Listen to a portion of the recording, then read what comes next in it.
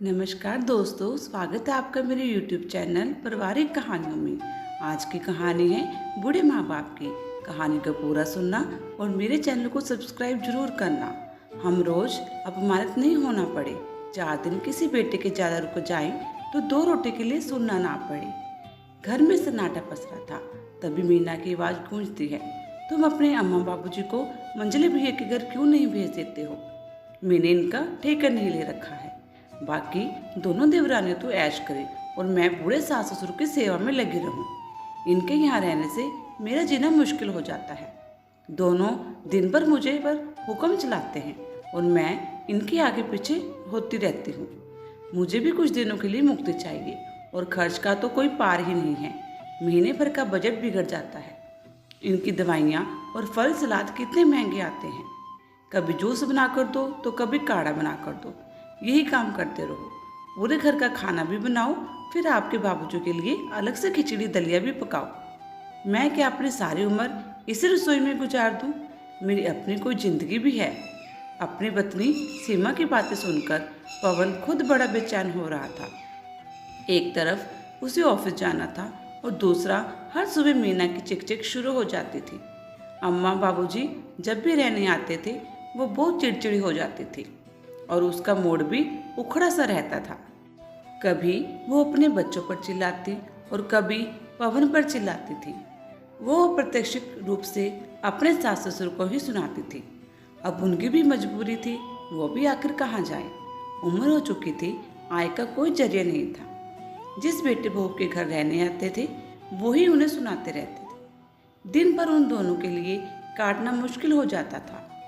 मीना की सास उमर आने को घुटने में दर्द रहता था और ससुर मनीष जी को भी उठने बैठने में परेशानी होती थी। उन दोनों के घर में इसी तरह बैठे रहने से बहुएं चिढ़ से जाती थी और अनाप शनाप कुछ भी बोलती रहती थी। दोनों दंपति मजबूर थे। अब बुढ़ापा आ गया तो क्या, खाने पीने को, पहनने को, जीने को दवाइयाँ भी चाहिए था। उनका भी नंबर बंधा हुआ था। जिस बेटे के घर 4 महीने रहेंगे उनका पूरा खर्चा वही उठाएगा। अब मनीष जी बैठे बैठे अखबार पढ़ लेते थे पर उनका चश्मा टूटे हुए 7 दिन हो गए थे। पर मीना चश्मा बनवाने नहीं दे रही थी क्योंकि थोड़े ही दिनों बाद वो मंजली बेटे रवि के घर जाने वाले थे तो वो ही चश्मा बनवा देगा। वैसे 4 महीने से ऊपर हो गए थे, इसलिए मीना चिल्ला रही थी मंजली बेटे रवि को घूमने जाना था तो वो चला गया। और इधर उमा रानी और मनीष जी को रहते हुए 3 ज़्यादा हो गए थे। श्री उमा रानी और मनीष जी के 3 बेटे थे, पवन, रवि और सोनू। तीनों एक ही शहर में अपने अपने परिवार के साथ रहते थे। दोनों ने मिलकर तीनों बेटों की अच्छे से परवरिश की, उन्हें बड़ा किया और उन्हें पढ़ाया। मनीष जी की कोई सरकारी नौकरी तो थी नहीं, इसलिए प्राइवेट नौकरी में छोटे बड़े कर्जे लेकर बच्चों को अपने पैरों पर खड़ा कर ही दिया। उन्होंने अपने छोटे से घर में अपने माता पिता, पत्नी और तीनों बच्चों को अच्छे से रखा। वो दिन रात जी तोड़कर मेहनत करते थे ताकि परिवार चला सके। जैसे तैसे उन्होंने अपने माता पिता की भी सेवा की और भी सारे खर्चे उठाए। ये बात अलग थी कि इसी कारण अपने खुद का घर नहीं बना पाए थे। अपनी पूरी जिंदगी की वे एक छोटे से घर में निकाल दी। अपनी सेविंग बच्चों की और करियर में खर्च करते। उन्हें याद है जब बड़े बेटे पवन की नौकरी लगी तो उन्होंने आस पड़ोस में मिठाई बांधी थी। पवन की नौकरी लगते ही उसके लिए रिश्ते आने लगे थे। अच्छी सैलरी थी पर कोई भी लड़की वाला छोटे से घर में बेटी को नहीं देना चाहता था और पवन भी अब इस घर में नहीं रहना चाहता था। उसने कर्ज पर एक बड़ा फ्लैट बुक करवा लिया तो सबने सोचा अब सब मिलकर उस बड़े से घर में रहेंगे। पवन की शादी हुई और वो अपनी पत्नी को लेकर अपने घर में चला गया। उसने किसी से कहा भी नहीं कि सब मेरे घर में रहने चलो। अपने दादाजी के निधन पर भी वो पूरी रात नहीं रुका। पवन और मीना सुबह आते थे और रात को वापस अपने घर चले जाते थे। उसने घर कर्ज देने पर भी हाथ खड़े कर दिए कि उसे फ्लैट की किस्त भी भरनी होती है और नई नई गृहस्थी में 100 खर्चे लगे ही रहते हैं। मंजली बेटे की अलग ही कहानी है। वो कॉलेज में प्रिया से प्यार करता था और प्रिया अपने परिवार में इकलौती बेटी थी। उसके पिता की शर्त थी कि मेरी बेटी उसी से शादी करेगी जो मेरे घर पर घर जवाई बनकर रहेगा। मंजली भाई ने अपनी नौकरी छोड़ दी और प्रिया से शादी करके घर जवाई बन गया और अपने ससुर जी के साथ उनके बिजनेस में हाथ बटाने लगा। वो बिजनेस के सिलसिले में एक शहर से दूसरे शहर घूमने जाया करता था और अपनी पत्नी को भी ले जाया करता था। मनीष जी की माँ भी अब बीमार रहने लगी थी। उन्होंने पवन और सोनू को कहा और दोनों ने अपने हाथ खड़े कर दिए। उमा जी ने अपने गहने बेचकर सास का इलाज करवाया, पर उन्हें बचाया ना जा सका। तीसरा बेटा सोनू भी नौकरी के लिए कोशिश कर रहा था। उसकी भी नौकरी लग गई और बड़ी ही अच्छी कंपनी में लगी थी।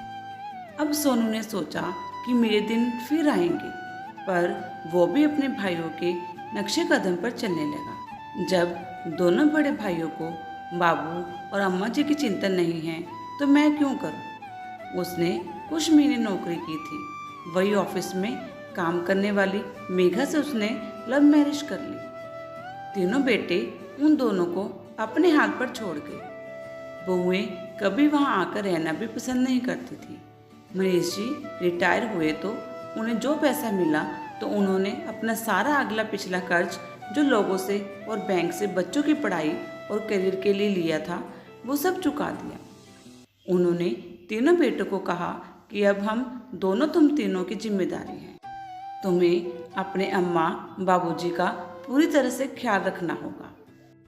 अब हमारे पास कुछ नहीं बचा है। जो पैसे और गहने थे सब चले गए हैं और ये मकान भी किराए का है। इसका किराया भी हम नहीं चुका सकते हैं। तीनों बेटों और बहुओं से मिलकर निर्णय लिया कि अम्मा बाबूजी दोनों साथ हर बेटे के घर 4 महीने रह लेंगे और फिर 4 महीने के बाद दूसरे और फिर तीसरे बेटे के घर पर रह लेंगे। पवन के घर रहते हुए उनको 4 महीने 4 दिन हो गए थे, पर रवि लेने नहीं आया। इसी बात पर मीना गुस्सा हो रही थी। खुद तो घूमने चलेगी और मुसीबत हमारे यहाँ पर छोड़ गई। 4 दिन ऊपर हो गए हैं। अगर कल तक नहीं आएंगे तो मैं इन दोनों को खाना नहीं बनाऊंगी। बाहर से खाना मंगवाकर बिल रवि भैया को भेज दूंगी। बहू की इतनी कड़वी बातें सुनकर उमा रानी की आंखें भर आई।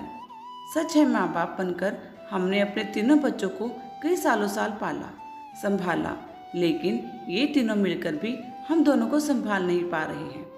हाँ उमा, हमारे पास पैसा नहीं है ना, जो था इन तीनों पर खर्च कर दिया और ये तीनों अब हमें आंखें दिखाते हैं, हमसे ऊंचे स्वर में बातें करते हैं। बहुएं 2 रोटी क्या देती हैं, ताने देकर सीना छिलनी कर देती हैं। 4 दिन ज़्यादा रह लें तो खर्चे गिना देती हैं। भगवान ऐसे नालायक बच्चे किसी को भी नहीं दे। और मनीष जी एकदम चुप हो जाते हैं। 4 दिनों बाद रवि दोनों को लेने आता है और अपने घर ले जाता है। अम्मा बाबूजी, आपके रहने की व्यवस्था घर के पीछे वाले कमरे में की है। आपको जो भी ज़रूरत हो बोल देना। रवि चला जाता है। सुबह शाम नौकर चाय पानी और खाना रख जाता था। उमा देवी तो ये सोचकर आई थी कि रवि के बच्चों को गोदी में खिलाएगी, पर उसके बच्चों को तो आया संभालती है और बहू प्रिया रवि के साथ ही बिजनेस करती है। दोनों को पीछे वाले कमरे से घर में आने की अंदर इजाजत नहीं थी। रवि एक बार उन्हें पीछे कमरे में छोड़कर क्या गया, वो दोबारा आया नहीं। और प्रिया तो अभी एक बार भी उनसे मिलने आशीर्वाद लेने नहीं आई। एक सुबह उमा जी पीछे टहल रही थी कि उन्हें अपने पोते की झलक दिखाई दी। वो मोहवश घर के अंदर चली गई। आया उसे खिलाने की कोशिश कर रही थी, पर वो चुप नहीं हो रहा था और लगातार रोए जा रहा था। 9 महीने का बच्चा बोल भी कहाँ पाया है। उन्होंने उसे गोदी में लिया और उसके नाभि पर हींग लगा दी। वो चुप हो गया और हंसने लगा। वो उसका लाड दुलार करती रही। थोड़ी देर बाद बेटी बहू आई और आया का गुस्सा चेहरा देखकर आश्चर्यचकित रह गए। मैं यह काम नहीं करूँगी। इन्होंने मेरा अपमान किया और मेरे हाथ से बच्चा ले लिया। ये सुनते ही दोनों उसे मनाने लग गए। प्रिया गुस्सा हो गई। आपने मेरा बच्चा हाथों में क्यों लिया? क्या पता आपके हाथ भी साफ हैं या नहीं? रवि कुछ न बोला। उमा रानी रोते हुए पीछे कमरे में आ गई। आज वो फूट फूट कर रोई और मनीष जी नहीं रुके। तुम रो और दिल हल्का करो। यूं नालायक बेटों को जन्म देने का अफसोस मना ले। जैसे तैसे 4 महीने निकल गए। सोनू उन्हें लेने आ गया। उन्हें पता था जहाँ 2 बेटों के घर वो बोझ बन गए थे, वहीं तीसरे घर बेटे के में यही दुर्गति होने वाली है। सोनू और मेघा काम करते थे और उनके घर खाना बनाने वाली आती थी। सुबह 6 बजे ही वो रोटियां बनाकर रख जाते थे। रोटियां भी बड़ी पतली होती थी और मेघा 4 जनों के लिए केवल 8 रोटियां ही बनवाती थी। 2 रोटी वो भी इतनी पतली होती थी कि दोनों का पेट ही नहीं भरता था। मोटा अनाज खाने वाले दोनों दंपत्ति भूखे ही रह जाते थे। उन्होंने सोनू को कहा भी कि 2 रोटी कम पड़ती है, ज़्यादा बनवाना। मेघा ने सुन लिया। आप दोनों दिन भर घर बैठे ही रहते हो, ज़्यादा खाना खाएंगे तो पचेगा नहीं। इस उम्र में कम ही खाना चाहिए। इसके बाद दोनों ने कभी बेटे बहू को नहीं टोका। एक रात दोनों ने मिलकर फैसला किया और रविवार को बेटों को एक साथ बिठाया। मेरे बच्चों, हम दोनों ने फैसला किया है, हम दोनों तुम तीनों के ही घरों में रहना नहीं चाहते। तुम तीनों ही हमें ऐसा खाना देते हो जैसे कि कोई एहसान करते हो। हमारे अंदर भी स्वाभिमान है, हम इज्जत की रोटी खाना चाहते हैं। तुम तीनों के घरों में हमारे साथ जो व्यवहार होता है वो हम और सहन नहीं कर सकते। मैंने एक छोटे से किराए के घर में अपने माँ बाप के साथ तुम तीनों को भी अच्छे से पाला और अपने पैरों पर खड़ा कर दिया। जितना मुझसे हो सकता था मैंने किया और तुम तीनों एहसान फरामोश माँ बाप को उनके हालातों से अकेला लड़ने के लिए छोड़ गए। तुम तीनों मिलकर हम दोनों को भी नहीं संभाल पा रहे हो। हमारे लिए तुम सबके पास ना तो समय है, न मान सम्मान है और ना ही तुम हमसे प्यार करते हो। हम दोनों की अलग रहने की व्यवस्था कर दो। हमसे भोगों की झिड़कियाँ रोज नहीं झेली जाती है। कहीं भी एक किराए का घर ले दो, उसके किराए की बिजली, पानी, राशन की व्यवस्था तुम तीनों को मिलकर करनी होगी और एक फुल टाइम मेड रखवा दो। जो भी खर्चा आए बराबर बांट लो ताकि हम लोग अपना अंतिम समय इज्जत से बिता सकें। हमें रोज रोज अपमानित नहीं होना पड़े। 4 दिन किसी बेटे के ज़्यादा रुक जाएं तो 2 रोटी के लिए सुनना ना पड़े। तुम लोग नहीं मानोगे तो मैं कोर्ट में भरण पोषण के लिए अर्जी लगा दूंगा। मैं अपनी पत्नी के साथ बुढ़ापे इज्जत से रहना चाहता हूँ। मनीष जी की बातें सुनकर तीनों की नजरें झुक गई। उन्होंने माफ़ी मांगी पर मनीष जी जिद पर अड़े रहे। तीनों बेटों ने वैसे ही किया जैसे मनीष जी चाहते थे। अब वो अपनी पत्नी के साथ इज्जत से एक छोटे से घर में फिर से रहने लगे। पाठ को माँ बाप सब बच्चों को बड़े प्यार से पाल लेते हैं। उनके लिए कितने ही समझौते करते हैं, अपनी इच्छाओं को मारते हैं और वहीं बच्चे अपने माँ बाप को मिलकर भी संभाल नहीं पाते हैं।